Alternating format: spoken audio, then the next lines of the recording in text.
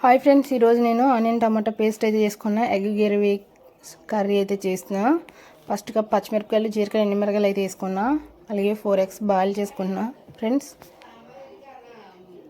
Onions, పచ్చిమిరపకాయలు, జీలకర్ర వేయక ఆనియన్స్ పేస్ట్ అయితే వేసేసుకుంటున్నా. ఫ్రెండ్స్, నేను టమాటా అయితే పెద్ద సైజు ఒక టమాటా తీసుకున్నా. ఒక 2 ఆనియన్స్. ఆనియన్ పేస్ట్ బాగా వేగాలి, బ్రౌన్ కలర్ వచ్చేంత వరకు. 2 నిమిషాలు మూత అయితే పెట్టేసా. కొంచెం పసుపు, కొంచెం ఉప్పు అయితే వేసుకున్నా. ఫ్రెండ్స్, మళ్ళీ ఒకసారి కలిపేసుకొని కొంచెం అల్లం వెల్లుల్లి పేస్ట్ అయితే వేసుకుంటున్నా. బాగా కలిపేసి పచ్చివాసన పోయేంత వరకు వేయించుకోవాలి. పచ్చివాసన పోయాక బాగా కొంచెం ఫ్రై అయితే అవ్వాలి. ఫ్రెండ్స్, ఆనియన్ పేస్టు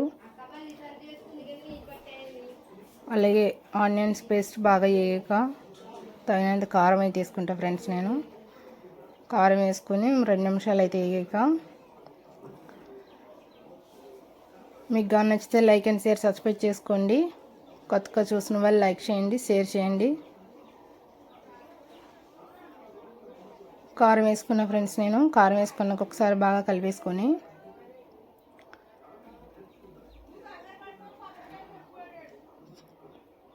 పచ్చివాసన పోయేంత వరకు వేగించుకోవాలి. ఫ్రెండ్స్, కమ్మగా ఉంటుంది. అలాగే మీరు ఎగ్ గ్రేవీ స్టైల్ 2-3 రకాలు అయితే ఉంటాయి. ఫ్రెండ్స్, ఇది నేను చేసింది ఇప్పుడు 2వ రకం. వాటర్ అయితే పోసేసుకున్నా. ఫ్రెండ్స్, నేను బాగా కలిపేసుకొని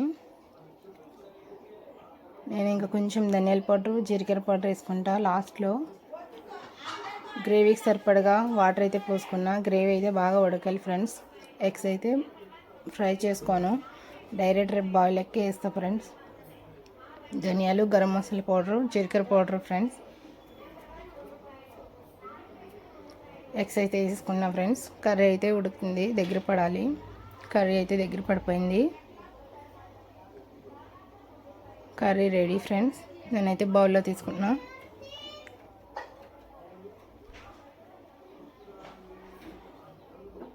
టమాటా onion gravy egg curry super ఉంటుంది. ఫ్రెండ్స్, మీరు కూడా ట్రై చేయండి.